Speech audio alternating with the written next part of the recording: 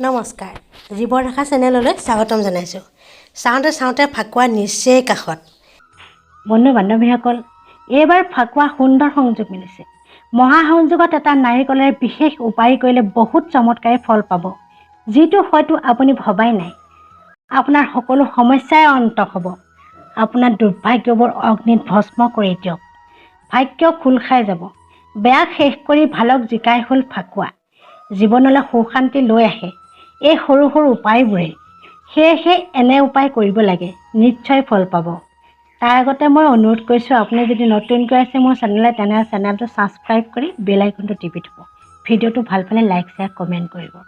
বন্ধু বান্ধৱীসকল, আমি সকলোৱে জানো ফাগুন মাহৰ শুক্লপক্ষৰ অষ্টমীৰ পৰা পূৰ্ণিমালৈ দৈত্যই হিৰণ্যকশিপুৰ পুত্ৰ প্ৰহ্লাদক বন্দী বনাই নানান অত্যাচাৰ কৰিছিল। কিয়নো প্ৰহ্লাদ বিষ্ণু ভক্ত আছিল।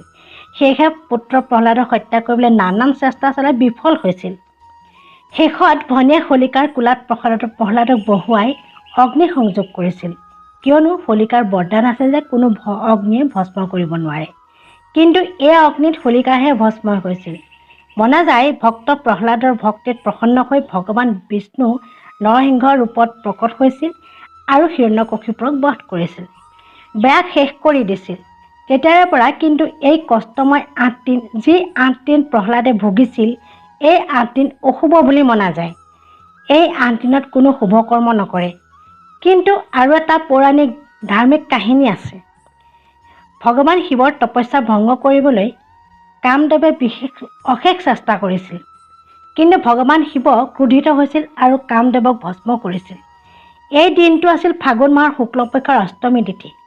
সেয়েহে ধাৰ্মিক মান্যতা অনুসৰিয়ে সেইকাৰণে সূৰ্যাস্তকৰ সময়খিনিত যিকোনো শুভ কাম বৰ্জন কৰা হৈছে অষ্টমীৰ পৰা পূৰ্ণিমালৈ। যিহেতু সংসাৰৰ ভালৰ কাৰণেহে কামদেৱে ভগৱান শিৱক তপস্যা ভংগ কৰিছিল। শিৱৰ বন্ধু বান্ধৱীসকল, আমাৰ তিথি আৰম্ভ হোৱাৰ লগতে সূৰ্যাস্তকো সমাপ্ত হয়।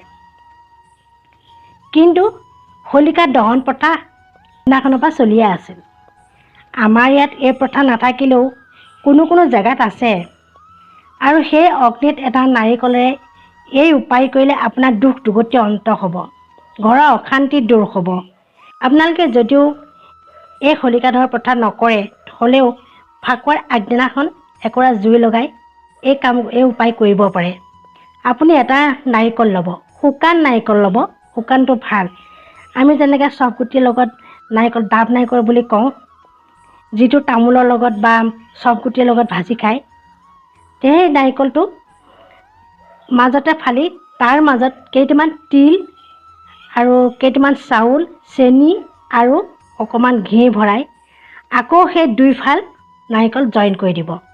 মাজতে দুফাল কৰি ল'ব, তাৰপৰা আটাইখিনি বস্তু সোমোৱাই আকৌ জইন কৰি বান্ধি দিব।